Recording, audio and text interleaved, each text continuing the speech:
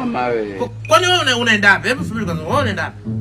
Na tusichoshane kutoa na roho hapa kwa sababu ya sehemu unaenda sifupi. Wapi unaenda? Kibira au Togele? Unaenda kufanyaje? Kuangalia gari lako ambalo umeenda kulitengeneza. Kumbe una gari ndio maana huwezi kunielewa.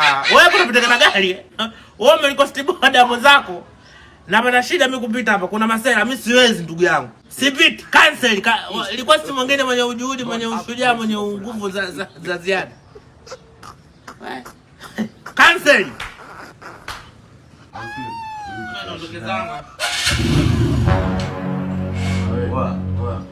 Mbona kama mtatembea mwanetu? Mwataka kama watamia usho hivi. Nani? Mbona siwachi na kokota.